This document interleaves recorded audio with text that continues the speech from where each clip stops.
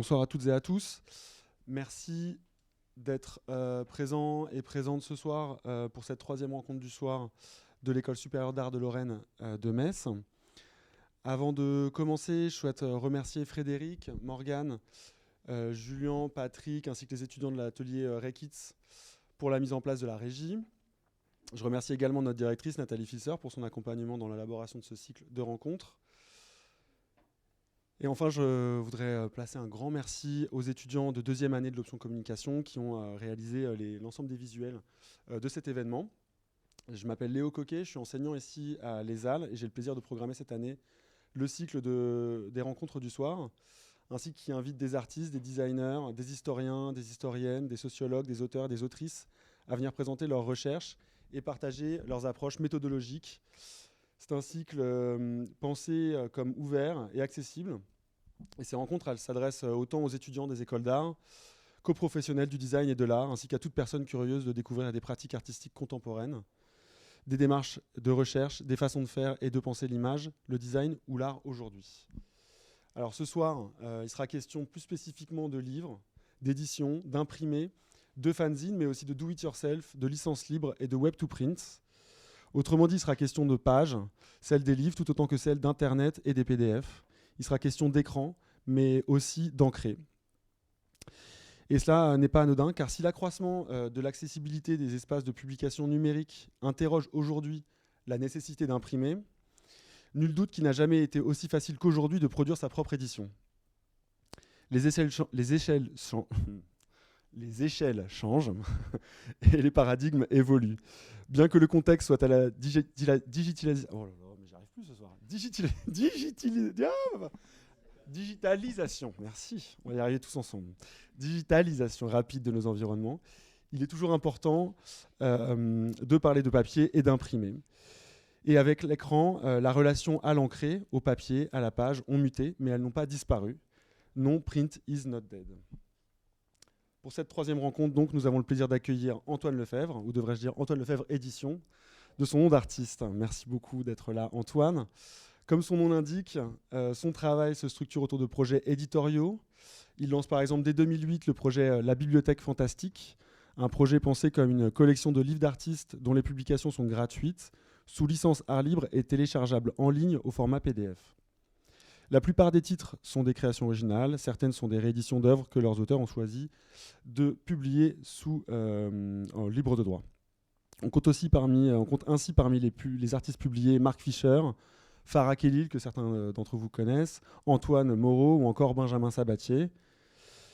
C'est ce projet qui nourrira sa thèse, Portrait de l'artiste en éditeur, l'édition comme pratique artistique alternative, soutenue en 2014 à l'université Paris 1 Panthéon-Sorbonne et publiée partiellement dans le livre Artiste-éditeur, que vous pouvez retrouver aux Presses du Réel. En parallèle, et depuis 2017, il collabore également avec l'artiste-éditrice Laura Morchkin pour créer Copy Machine, un dispositif d'exposition transformant différents lieux et espaces d'art en magasins de reprographie gratuits.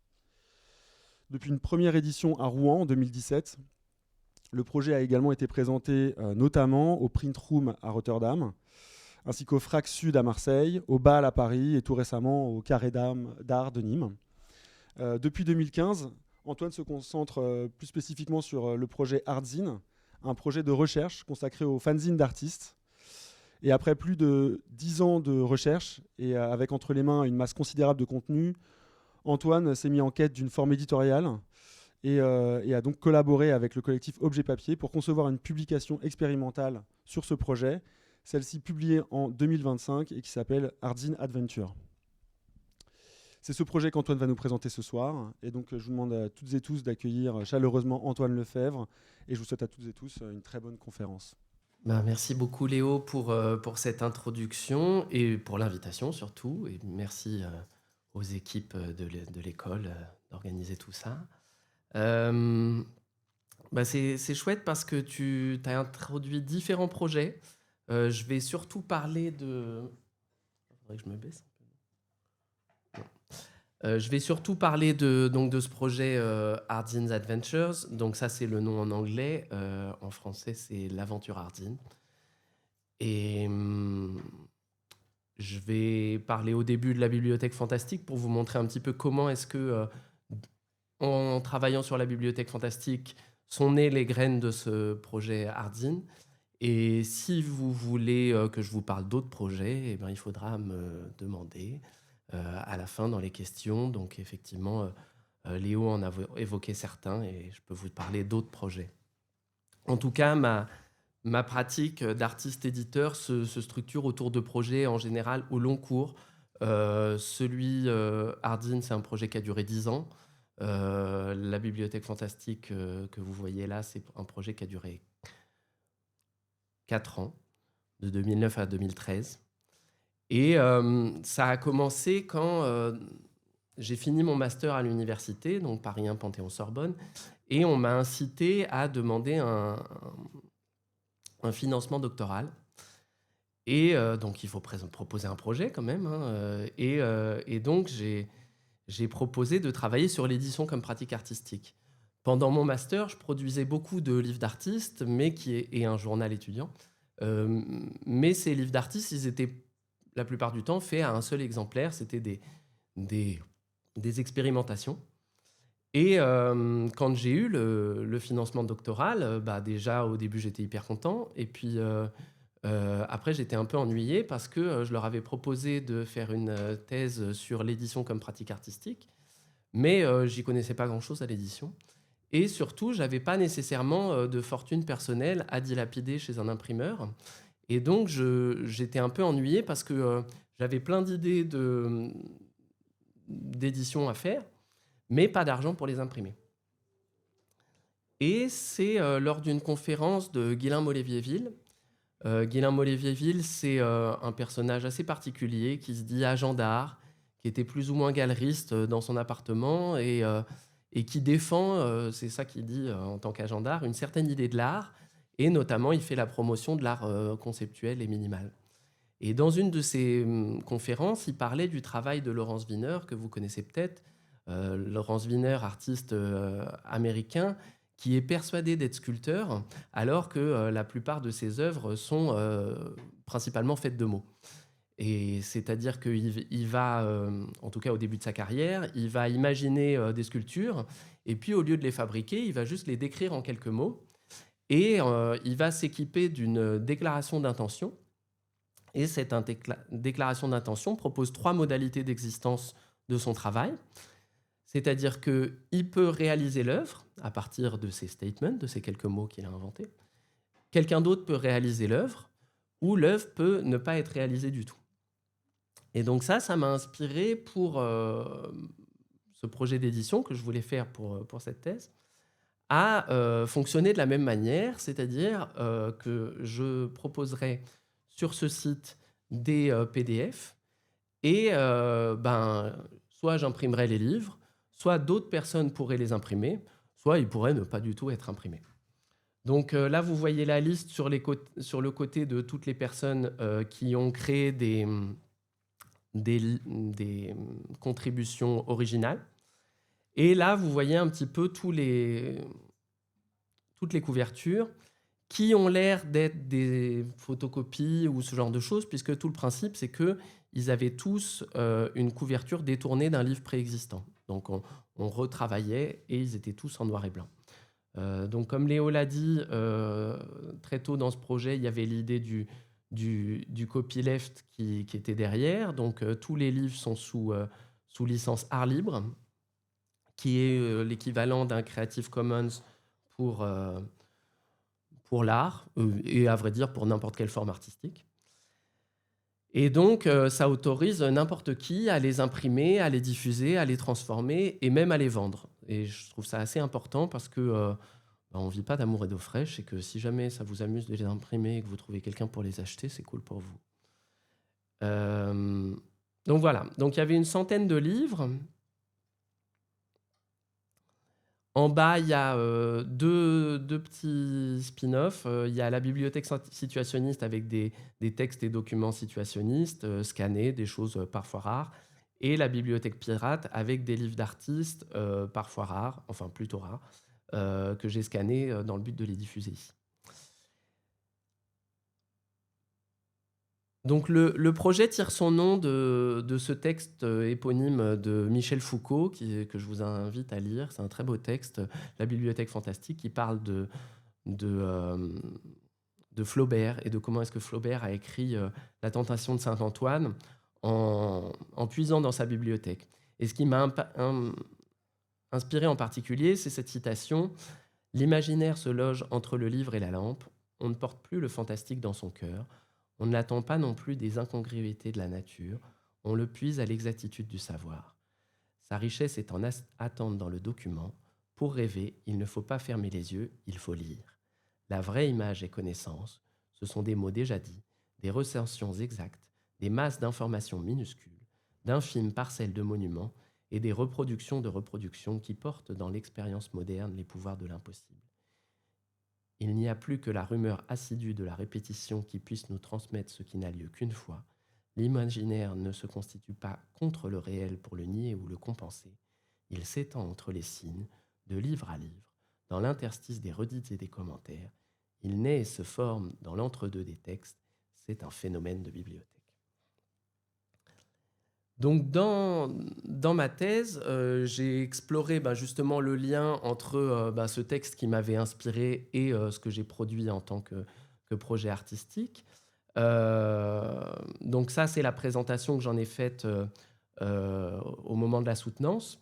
Donc vous voyez, il y a tous les livres qui sont accrochés sur des clous, mais on peut quand même les enlever et les consulter. Et il y a ces reproductions qui sont un petit peu ce que Flaubert regardait quand il a écrit La Tentation de Saint-Antoine, pour faire court.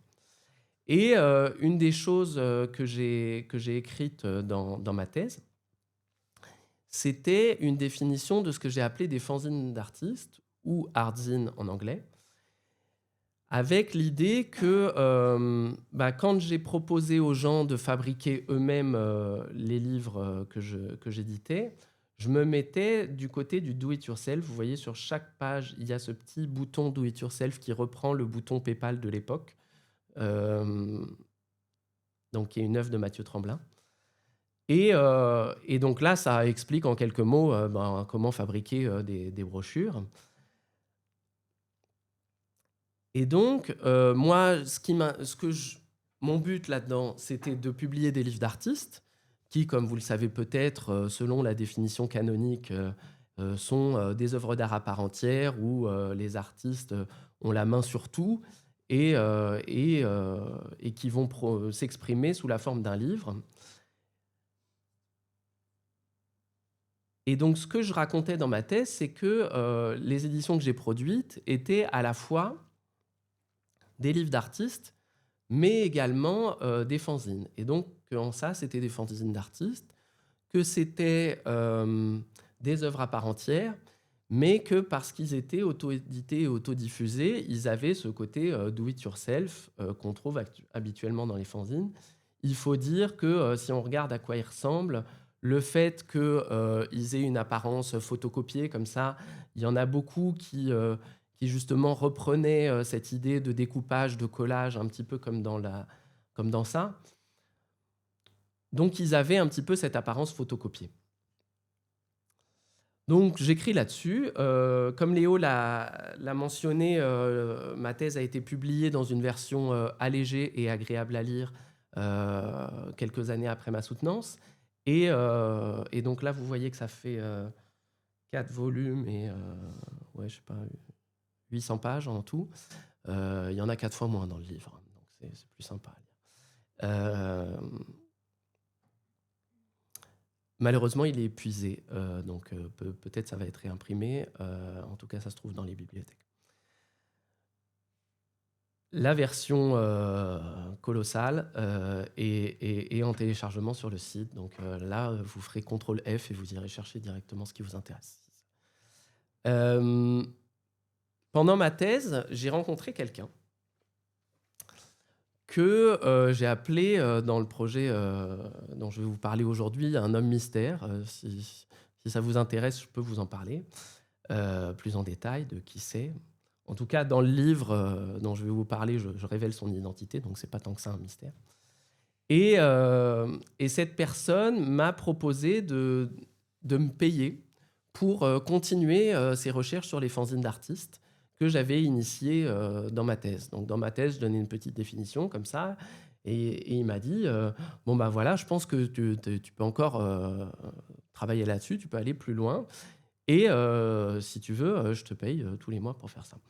Donc c'était plutôt cool comme proposition, et ça faisait un petit peu ce qu'on appelle un post-doc, c'est-à-dire que dans le milieu universitaire, après le doctorat, des fois on trouve des bourses de recherche qui durent comme ça 1 an, 2 ans, qui permettent de faire le lien avec un futur poste derrière. Et en art plastique, il n'y en a pas des post-docs, donc ça tombait bien que je tombe sur lui. Il se trouve qu'on n'habitait pas sur le même continent, donc je lui ai proposé déjà de commencer par faire ça, c'est-à-dire un site internet dans lequel je montrerais la recherche en train de se faire, histoire qu'il sache un petit peu pourquoi est-ce qu'il me paierait. Donc ce site n'existe plus, il a été remplacé par ce que je vais vous montrer après. Et c'était vraiment l'idée d'une base de données assez brute. Donc vous voyez qu'il y a des images comme ça qui correspondent à chaque fois à des personnes que j'ai rencontrées, principalement des artistes qui font des fanzines. Et donc, quand on clique dessus, on trouve soit des fanzines de cet artiste, on trouve aussi des interviews vidéo. Donc là, sur YouTube, il y en a une 50aine. Voilà. Je vais parler plus tard des différentes personnes.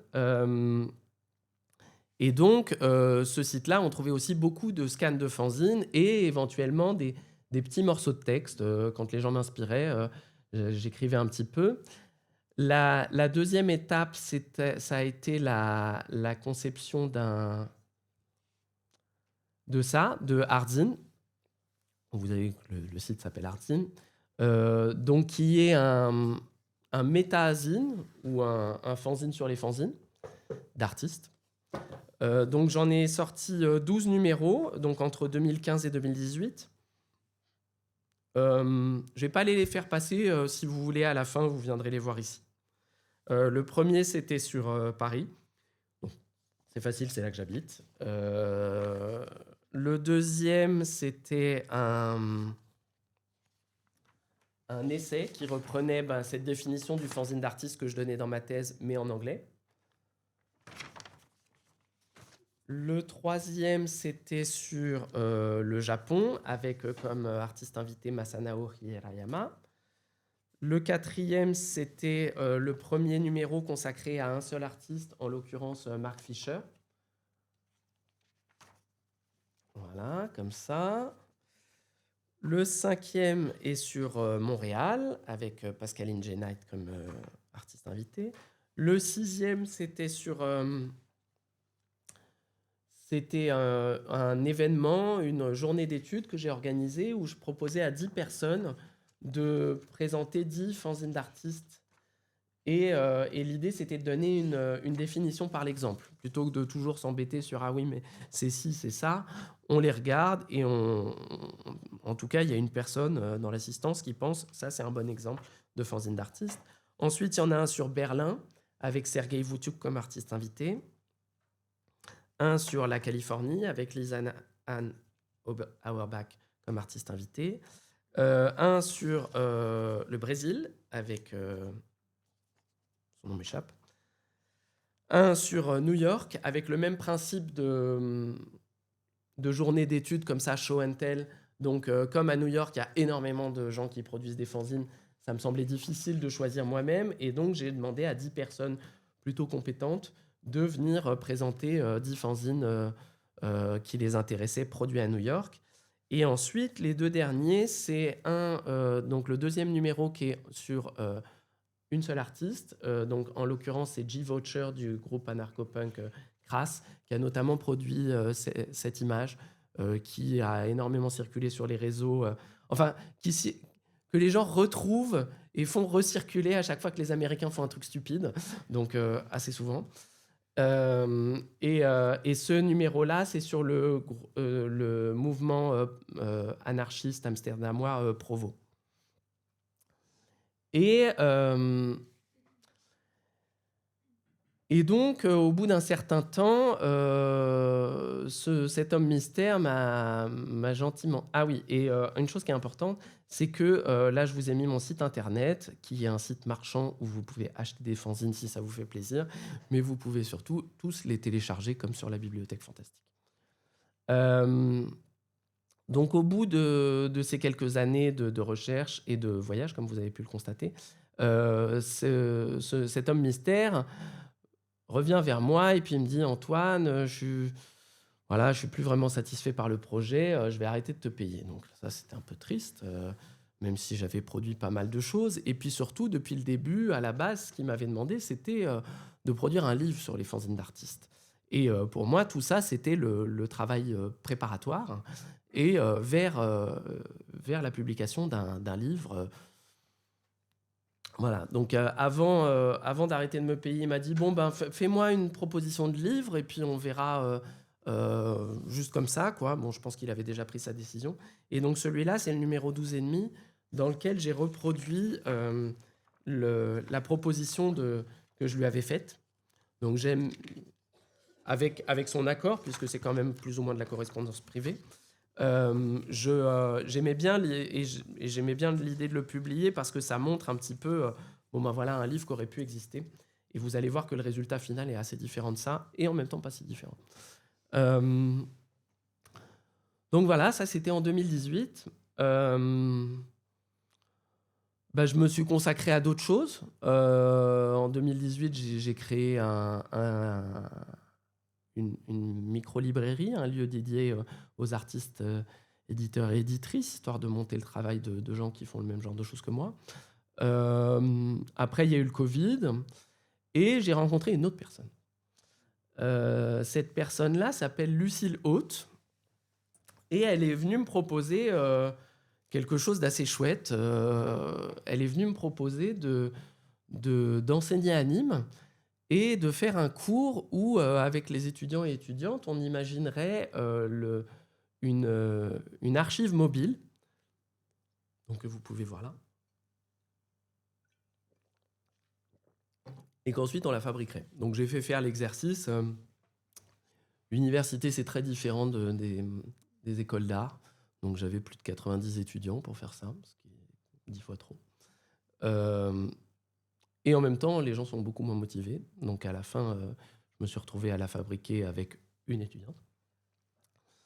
Et donc voilà, donc Lucille m'a demandé d'imaginer donc du mobilier avec des contraintes. Que moi j'adore ce genre de contraintes, c'est-à-dire que en gros ça devait pouvoir se déplacer. Elle a beaucoup voyagé, donc ça devait pouvoir se déplacer. Donc ça se démonte, ça se remonte. C'est un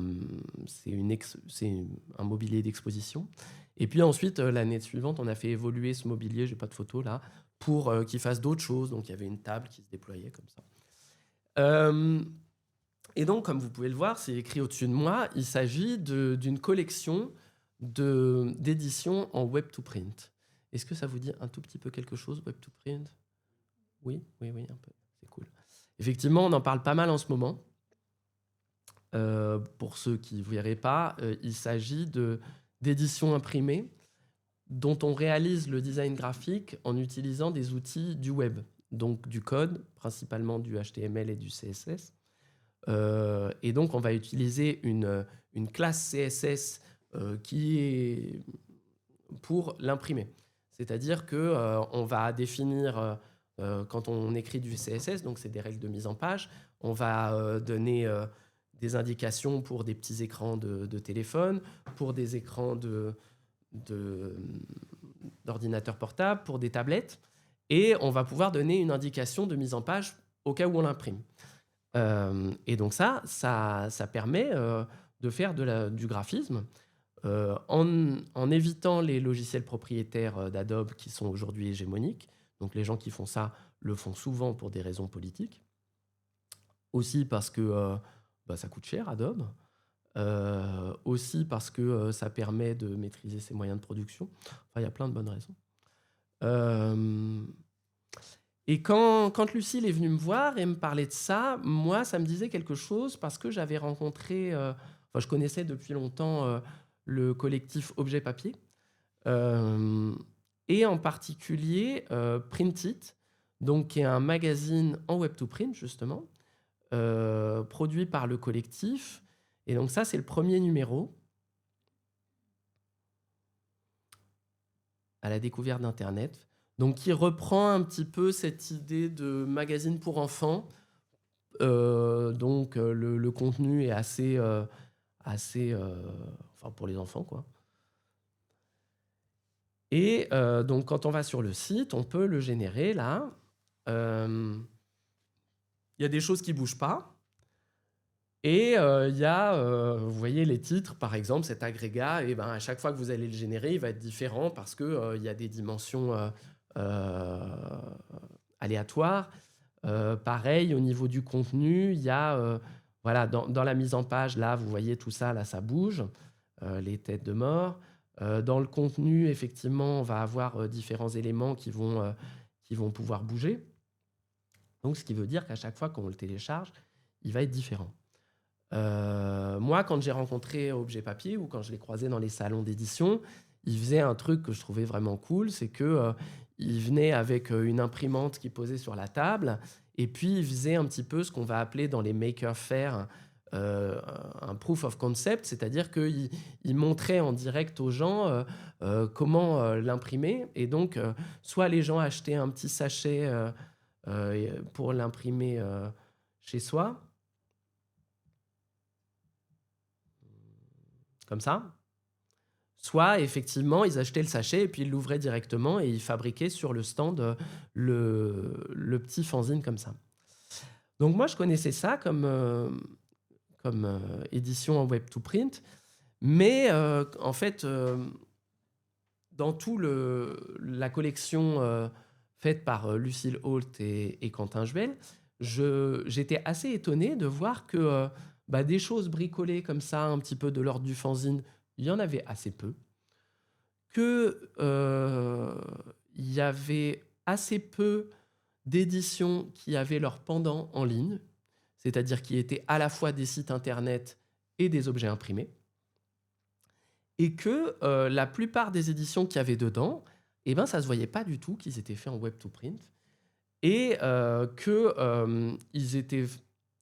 c'était du graphisme très professionnel, des livres qu'on pouvait trouver en librairie sans jamais se douter que le graphisme avait été fait avec des outils qu'on pourrait appeler non conventionnels ou en tout cas qui ne sont pas dominants.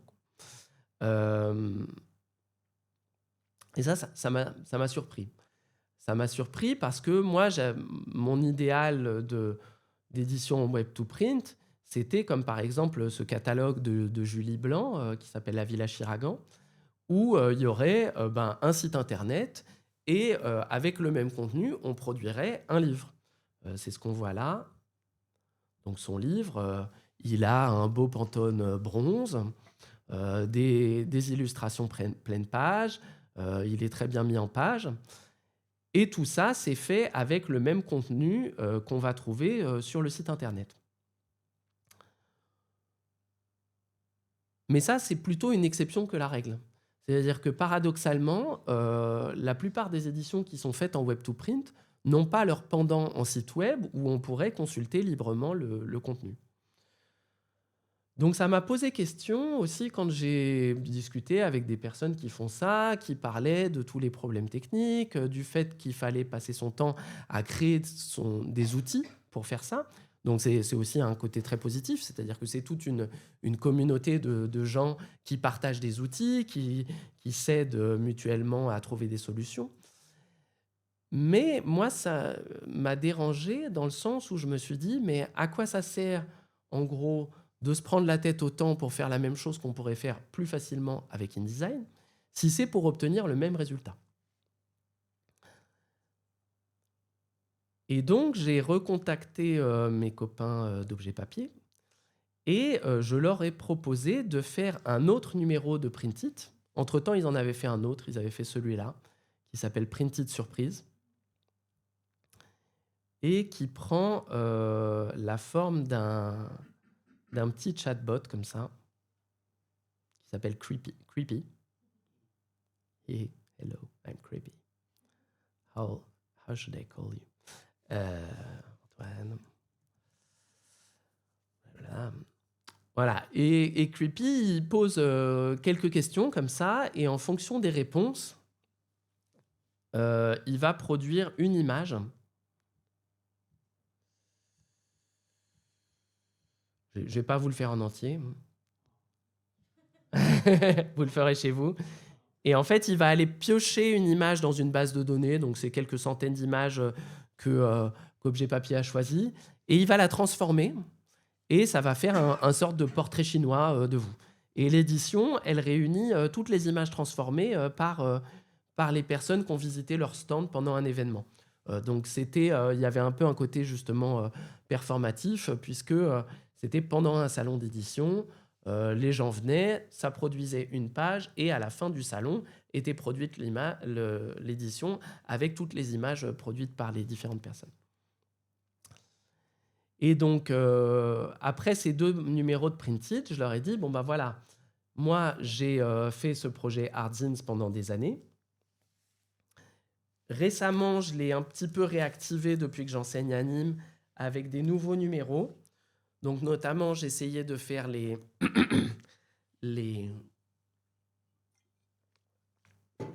transcriptions de tous les entretiens que j'avais pour les exploiter d'une manière ou d'une autre.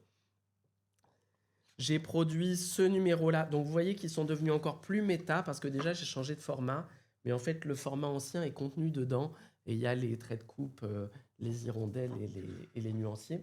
Et donc, ce numéro-là, c'est une collection de projets à imprimer soi-même avec différentes modalités. Est-ce que c'est des scans qu'on trouve sur un site? Est-ce que c'est du web to print? Est-ce que c'est génératif? Donc voilà, il y a plein de projets là-dedans. J'avais produit... donc ça, c'est la même édition du même. Ça, c'est un numéro autour de Housewife, qui est un fanzine produit par Axel Le Dauphin et Dana Weiss pour la boîte de nuit lesbienne culte qui s'appelait Le Pulp à Paris. Donc c'est à mourir de rire, ce truc. Et ça, c'est le 17e numéro. C'est ce que j'appelle du bibliographie porn. Donc, il faut vraiment être très excité par les bibliographies. C'est 40 pages de bibliographie sur les fanzines. Voilà. Faut aimer. Et donc, voilà. Et donc, tout ça, c'était un petit peu une manière de prendre un petit peu toutes ces données, d'essayer de les organiser. Parce que j'ai proposé donc à Objet Papier de produire un crossover entre Hardzins et Printed, et où on ferait le numéro 3 de Printed, donc une version générative. Donc ça ressemble à ça. Donc Printed Hardzins Adventures, ou Printed l'aventure Hardzins en français, qui se base sur tous ces entretiens que j'ai faits. Donc il y en avait 88, parce qu'en fait, je vous ai montré les vidéos, il y en a plein qui n'étaient pas des vidéos, qui étaient soit faits par mail, soit des gens qui avaient refusé que je les filme. Il y en avait que j'avais jamais exploité, donc que personne n'avait jamais vu.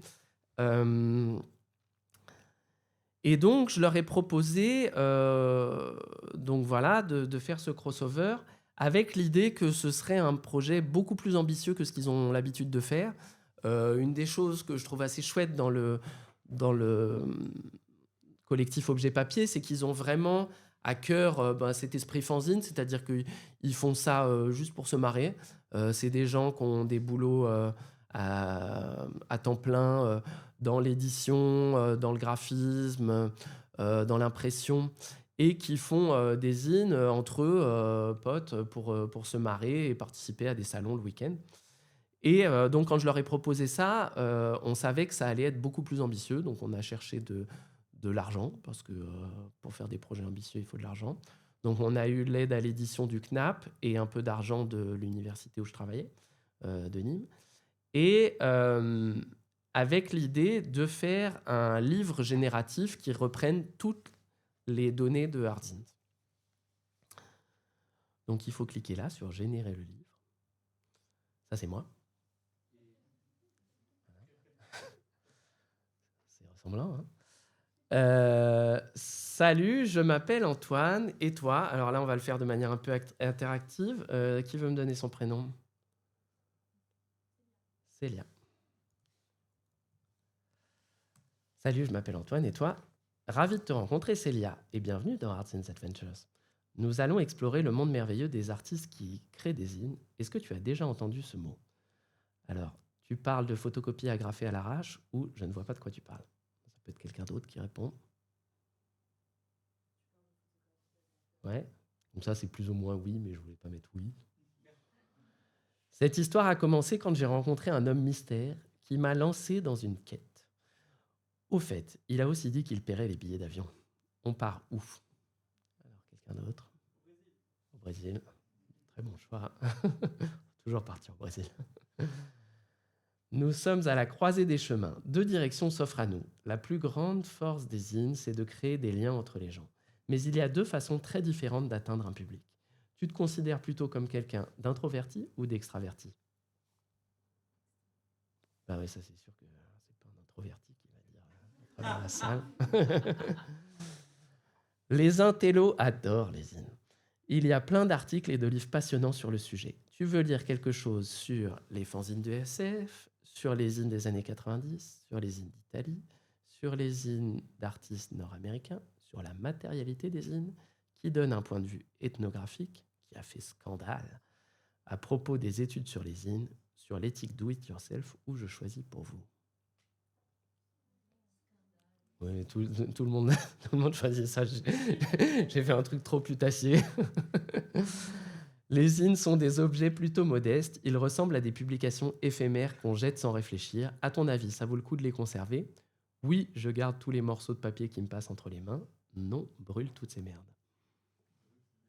Oui. Ah, ça c'est bien. Il y a autant de styles de zines que d'artistes. J'ai essayé de rencontrer des personnes représentatives de chacune de ces communautés. De quel genre de zine préfères-tu? Donc queer, féministe, photo, graffiti, conceptuel, personnel, graphique, punk, collage, riso, politique ou... Riso? Riso.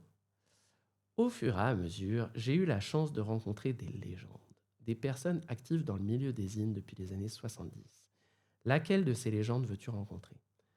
Un gourou du fanzine, une icône gay, une punk californienne, une légende anarcho-punk, un mystère du graphe-zine, un artiste chicano anonyme, un artiste queer chicano, un groupe de monstres, une pionnière de la performance, une encyclopédie ou un...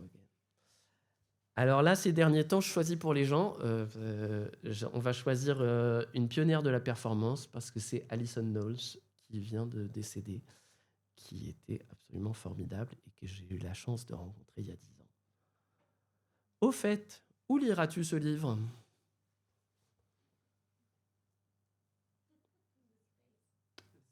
Dans l'espace, lequel? Le premier, le deuxième ou le troisième? Premier, ça.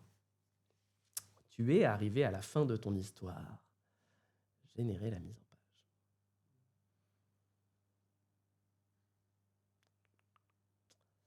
Oups. Donc ça ressemble à ça. Et imprimer, c'est comme ça. Donc on a fait beaucoup de salons d'édition et d'événements où on imprime le livre en direct.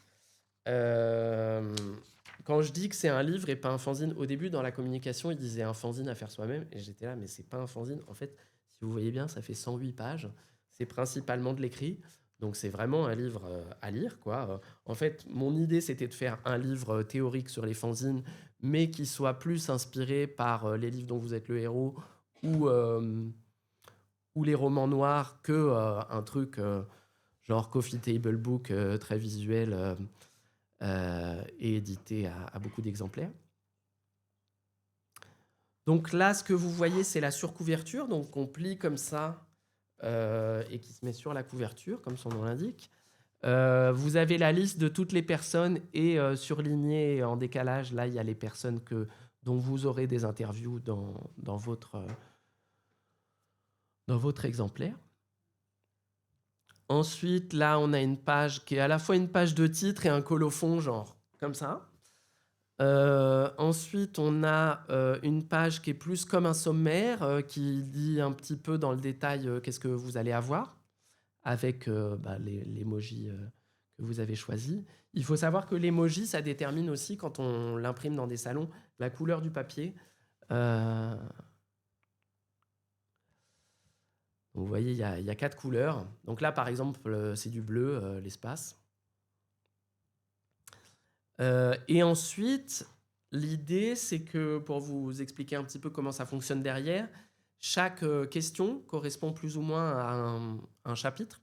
Et chaque chapitre est composé d'une intro et parfois d'une sous-intro qui dépend de votre réponse à la question, ou alors c'est la sous-intro qui dépend de votre question.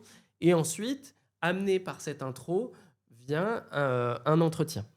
Donc là, il y a la rencontre avec l'homme mystère qui explique un petit peu comment est-ce que je l'ai rencontré et qui c'est. Ensuite, on atterrit au Brésil. Là, il y a une intro sur le Brésil et on a une interview de Maïté Claveau qui s'occupe de ce lieu-là qu'on a vu. Donc c'est une double page, on voit pas bien, mais c'est un kiosque qui vend des publications d'artistes. Donc là, on a son interview. Quand on avait des pages vides, on a mis des pubs, comme on fait normalement dans un magazine. Enfin, il y a des pubs et puis il y a des souvenirs d'endroits où on a montré le projet. Donc là, c'est à Namur. Ça, c'est donc le chapitre sur la distribution, puisque dans l'édition, le nerf de la guerre, c'est la distribution, c'est-à-dire comment est-ce qu'on va se débarrasser de tout ça. Donc c'est là que vous pouviez choisir entre introverti ou extraverti. En gros, introverti, ça va vous envoyer rencontrer des gens qui s'occupent de librairie. Comme ça, vous n'êtes pas obligé de vous parler qu'à une seule personne. Et extraverti, ça va vous envoyer vers des gens qui organisent des salons d'édition. Parce que quand on présente son travail dans un salon d'édition, on parle toute la journée à des gens, ce qui est un petit peu le cauchemar d'une personne introvertie. Donc là, on tombe sur... donc vous voyez, là, il y a l'intro et la sous-intro. Olivier Nourisson, donc avec qui je co-organisais un salon d'édition qui s'appelait Anti-Aufklärung. Ça, c'est la partie donc plus théorique, qui sont un petit peu des espèces de fiches de lecture de différents articles et livres. Donc là, le livre qui a fait scandale, c'est Fanzine, la révolution du do-it-yourself, de Till Triggs, qui a fait scandale parce qu'en fait, elle a contacté les personnes dont elle a reproduit les fanzines 2 semaines avant que le livre sorte. Donc en fait, en les mettant devant le fait accompli, et les gens l'ont très mal pris. Donc voilà. Les zines valent-ils la peine d'être conservés? Donc ça, c'est un chapitre sur les archives de zines, que ce soit des archives publiques ou privées, donc soit des bibliothèques qui contiennent des fanzines, soit des individus qui collectionnent les fanzines et qui, à certains moments, les donnent à voir dans des lieux. Donc là, en l'occurrence, c'est Gloria Glitzer, qui a un lieu à Berlin qui s'appelle... je ne me souviens plus exactement, parce qu'ils publient sous le nom Gloria Glitzer. Leur collection d'œuvres en riso, c'est Herbarium Riso. Et le lieu, ça s'appelle We Make It. Voilà. Donc encore une pub pour un magazine de vélo, donc, qui est publié par Corentin Moussard, qui est le développeur qui a codé tout ça. Donc vraiment... pas vraiment from scratch, parce qu'on utilise toujours des technologies faites par d'autres personnes, notamment Page.js. Il a utilisé Eleventy aussi, un CMS qui s'appelle Decap. Et aussi, pendant qu'il faisait tout ça, il a fait un magazine de vélo, qui est un peu un magazine de vélo pour graphistes. Donc voilà.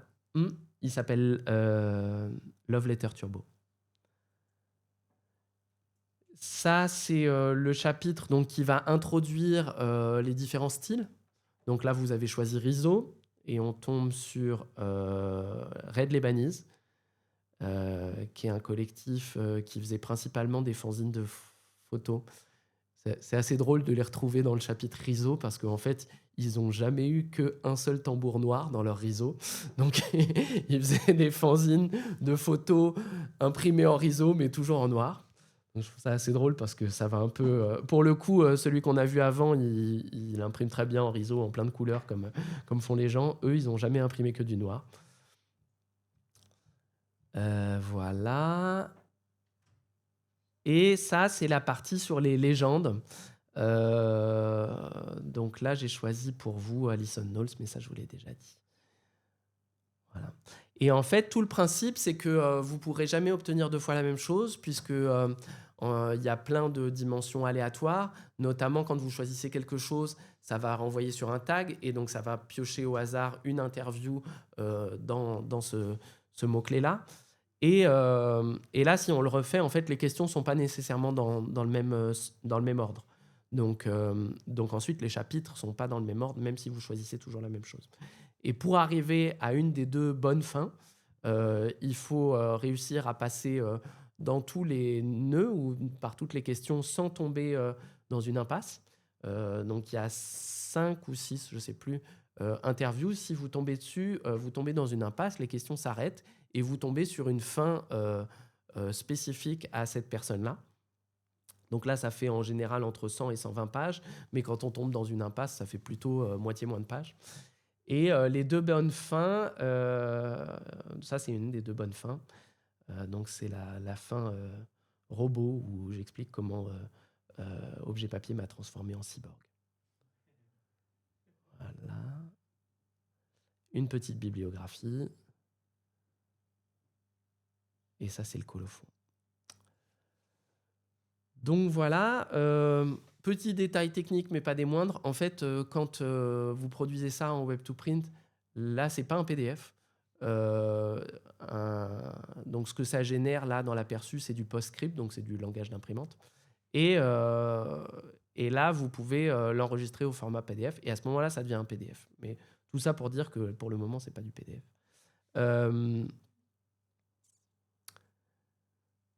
Donc ça, c'est à ça que ça ressemble sur le site d'Objet Papier. Voilà. Et il y avait...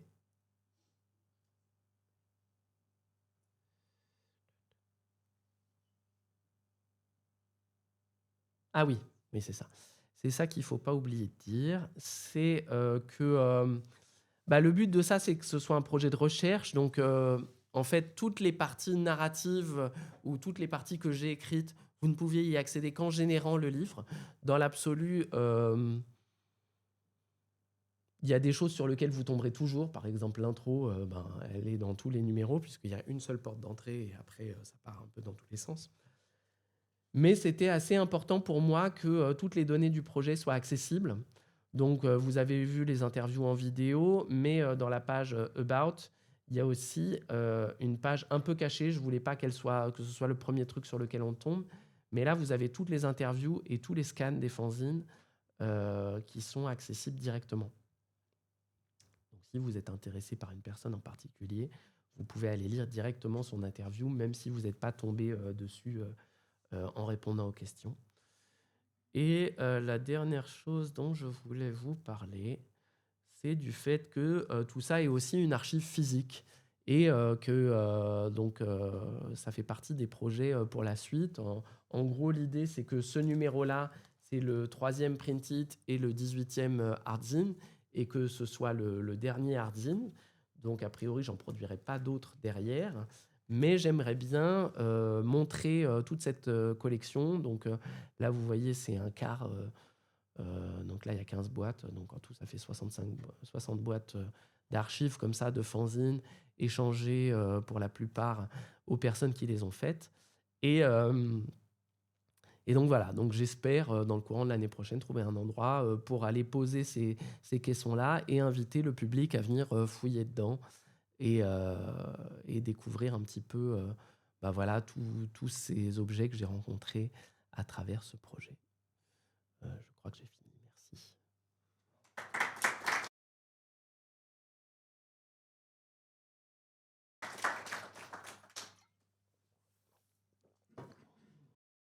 Antoine. Ouais. C'est le moment des goodies et des échanges. Est-ce qu'il y a des questions pour Antoine autour de son travail? Yvain?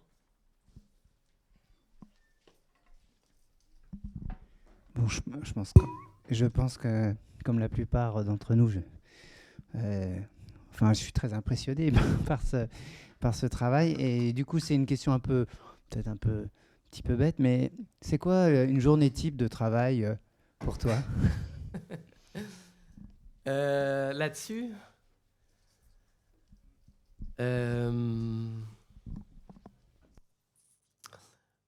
comme Léo l'a un peu mentionné, moi je fais plein de choses différentes en même temps. Là-dessus, j'avais... Alors, il y a un numéro que j'ai pas... Oui. En tout cas, je vais parler de comment est-ce qu'on a bossé là-dessus. En tout cas, c'était assez intéressant parce que, oui, j'ai cité Corentin qui a fait son magazine de vélo. En fait, Objet Papier, c'est 4 personnes. J'ai travaillé principalement avec Corentin et avec Moussard et avec Morgane Bartoli qui a fait tout le graphisme. Et notamment qui a dessiné cette typo-là. Enfin, ils l'ont dessiné ensemble pour le premier Print It. Voilà, on voit un peu là. Et Morgane en a fait une version variable, donc en faisant une version très fine et une extra bold, et évidemment tout ce qu'il y a entre les deux, pour le projet. Je voulais vous montrer, parce que je ne l'ai pas apporté, ce numéro-là, qui était le numéro 14, que je produisais un petit peu au fur et à mesure du projet. Et donc tout le principe, c'est que quand je faisais une retranscription, je la mettais dedans, et donc à chaque fois que j'en ai vendu des exemplaires, ils étaient différents déjà, parce que c'était là où j'en étais à ce moment-là.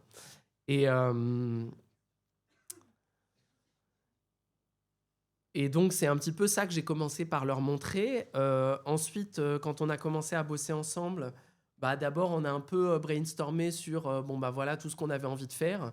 Il y a plein de choses qu'on a réussi à mettre dans le projet et plein de choses qu'on n'a pas forcément mis dedans parce que en tout, ça a pris 3 ans.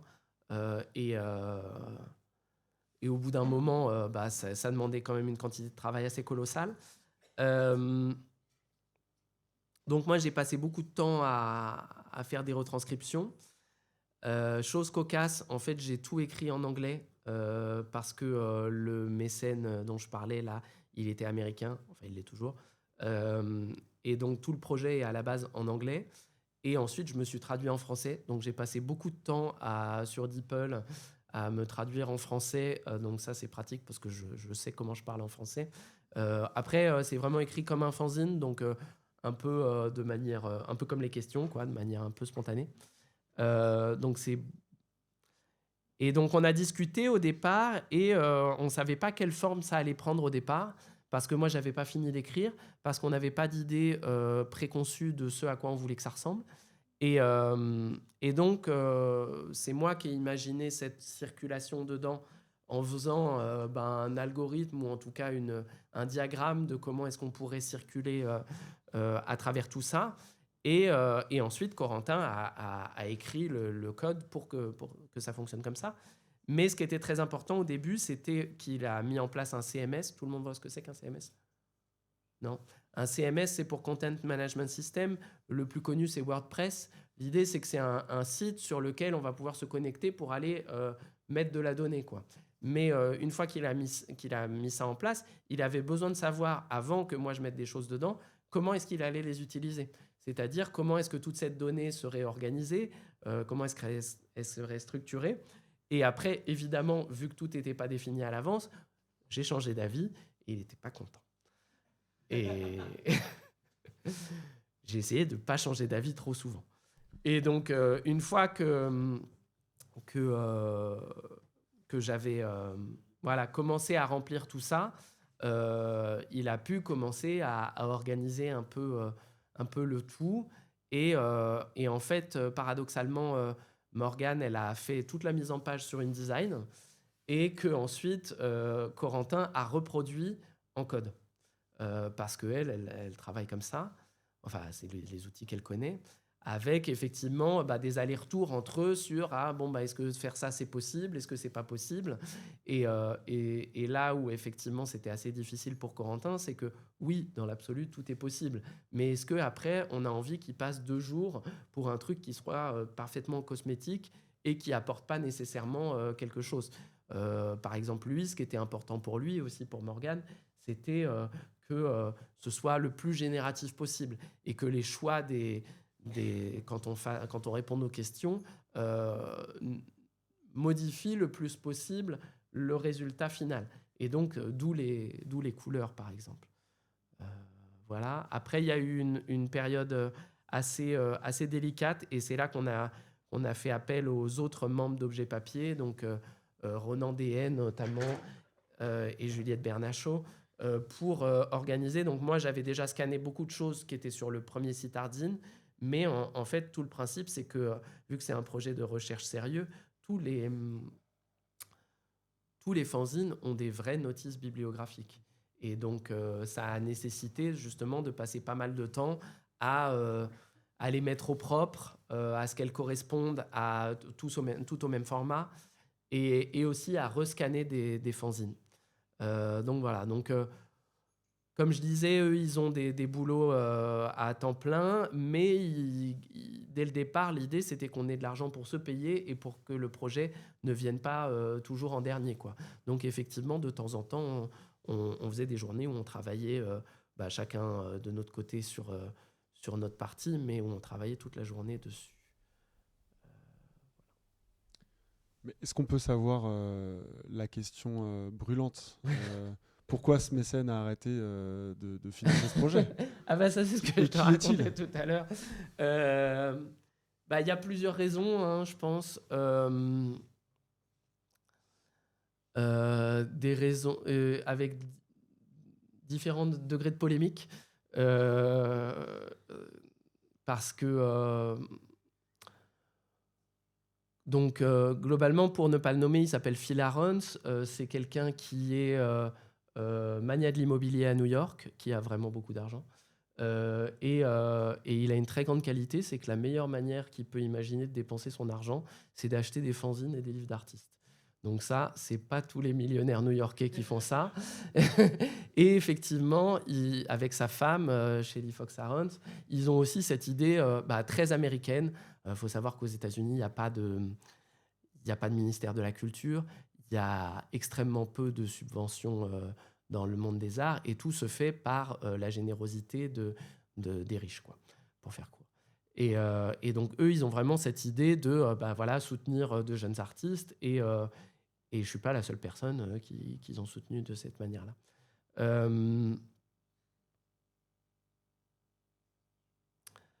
En fait, au moment où il a arrêté de me payer, j'ai eu un rendez-vous avec lui juste après, et il me dit Antoine, je continue à penser que tu es la meilleure personne pour faire ce livre, mais on me fait un procès. Et donc ça, c'est la partie qu'au début, j'avais écrit dedans et que des amis communs m'ont dit « mais pas ça, ça va juste le vexer inutilement ». Donc il m'en a pas dit plus.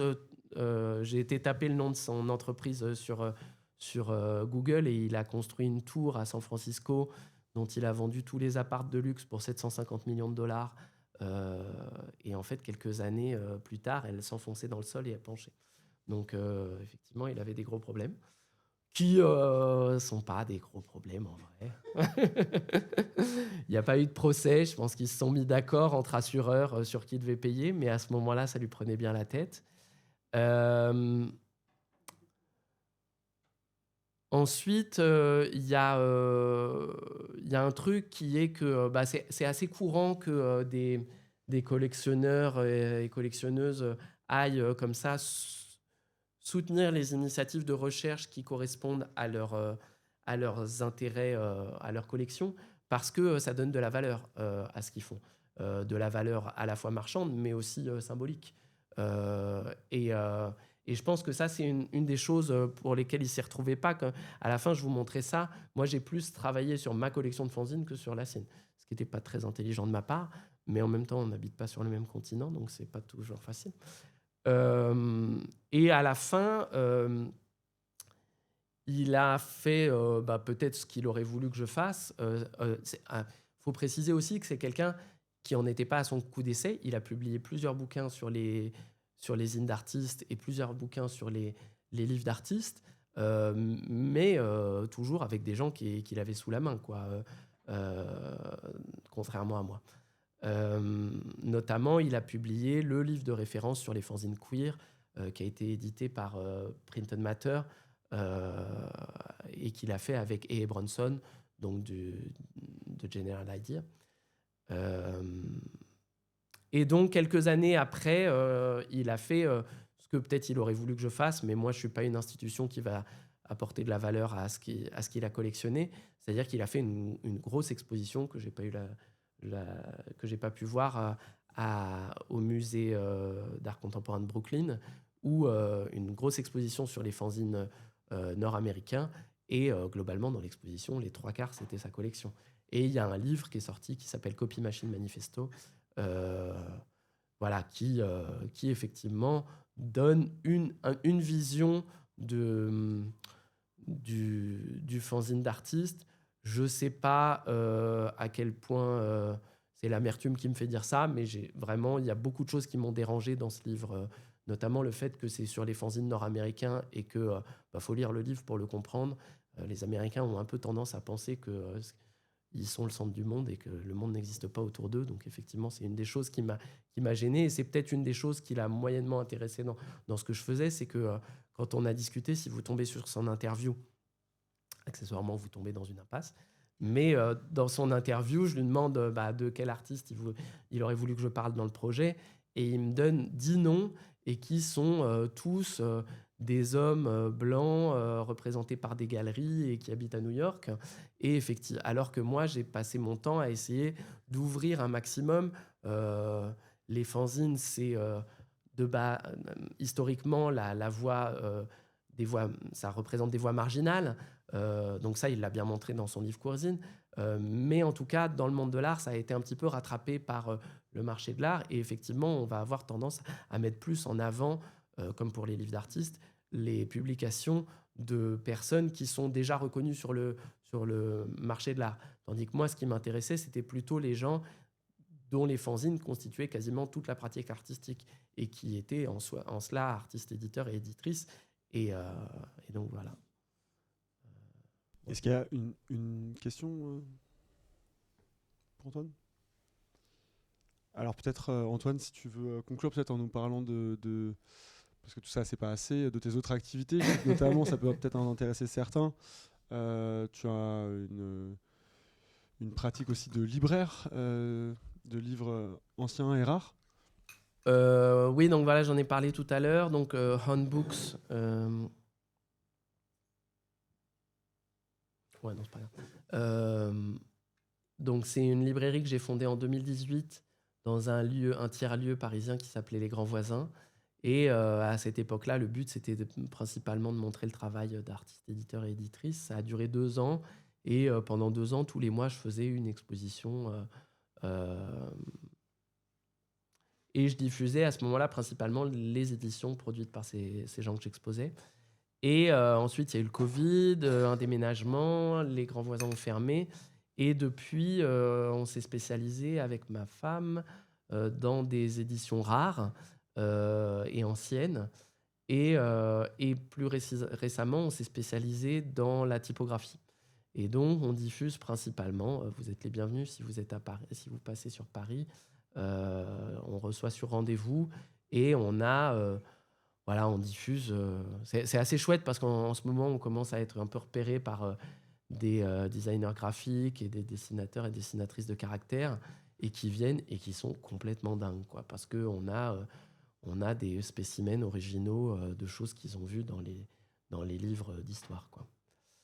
Et donc voilà. Et puis, il y a le projet Copy Machine dont tu as parlé, qui est, à vrai dire, encore visible au Carré d'Art, puisqu'ils font une expo.